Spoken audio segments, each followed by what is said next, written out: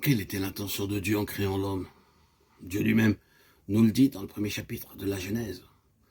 Dans ce passage, nous voyons que l'homme était une créature distincte. Avant cette création, Dieu a dit « Faisons l'homme à notre image, selon notre semblance, et qu'il domine sur les poissons de la mer, sur les oiseaux du ciel, sur le bétail, sur toute la terre, et sur tous les reptiles qui rampent sur la terre. » Dieu désirait un homme.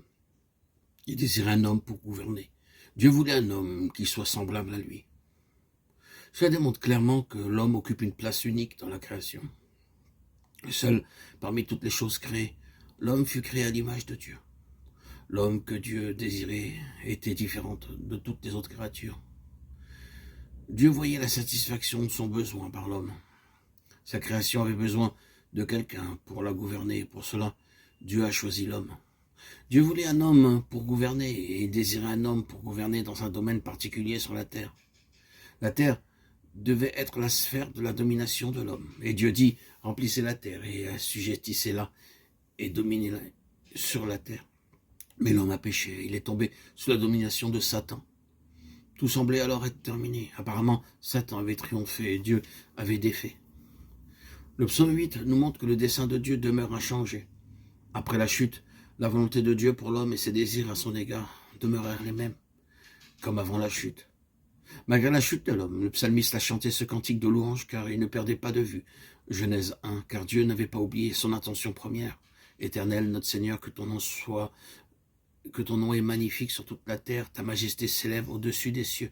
Psaume 8, 2. Quoique certains hommes blasphémaient le nom du Seigneur et que d'autres le rejetaient, le psalmiste s'écriait que ton nom est magnifique sur toute la terre. Combien ton nom est magnifique, comme s'il pouvait en exprimer toute la valeur. Il a dit en effet, quoique je sois un poète, je ne peux pas décrire toute sa grandeur. Je peux seulement dire combien il est excellent. Et il est non seulement indiciblement excellent, il en est ainsi sur toute la terre. Cela correspond à Genèse 1. Si nous voyons le dessein de Dieu, nos cœurs seront touchés chaque fois que nous lirons le mot « homme » et chaque fois que nous lirons le mot « terre ». Le second verset déclare « Par la bouche des enfants et de ceux qui sont à la mamelle, tu as fondé ta gloire pour confondre tes adversaires, pour imposer silence à l'ennemi et au vindicatif. » Psaume 8, 3. Le Seigneur Jésus cite ce verset de cette manière. Il lui dit « Entends-tu ce qu'ils disent ?» « Oui, leur répondit Jésus. N'avez-vous jamais lu ces paroles? Tu as tiré des louanges de la bouche des enfants et de ceux qui sont à la mamelle. Matthieu 21, 16. Même si l'ennemi s'évertue à faire quoi que ce soit, Dieu n'a pas même besoin d'intervenir. Un peuple d'adorateurs peut imposer silence à l'ennemi. Nous lisons dans les versets 4 à 7, « Quand je contemple les cieux, ouvrage de tes mains, la lune et les étoiles que tu as créées, qu'est-ce que l'homme pour que tu te souviennes de lui? Et le Fils de l'homme pour que tu prennes garde à lui. Tu l'as fait de peu inférieur aux anges, et tu l'as couronné de gloire et de magnificence. Tu l'as donné la domination sur les œuvres de tes mains, tu as tout mis sous ses pieds. » Psaume 8, 4 à 7. Si nous avions dû écrire ce psaume, nous aurions probablement ajouté une parenthèse dans ce style, hélas.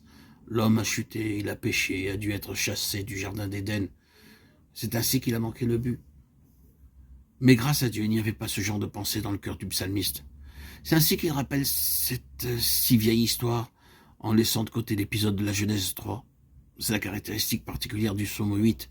Dans le dernier verset, nous lisons « Éternel, notre Seigneur, que ton nom est magnifique sur toute la terre ». Psaume 8, 10. Le psalmiste termine son cantique sans faire allusion à la chute de l'homme. Adam et Ève ont pu pécher, mais le péché d'Adam et d'Ève n'a pas pu annuler la volonté de Dieu. Le dessein de Dieu à l'égard de l'homme est demeuré inchangé. Oh, Dieu est éternellement le même.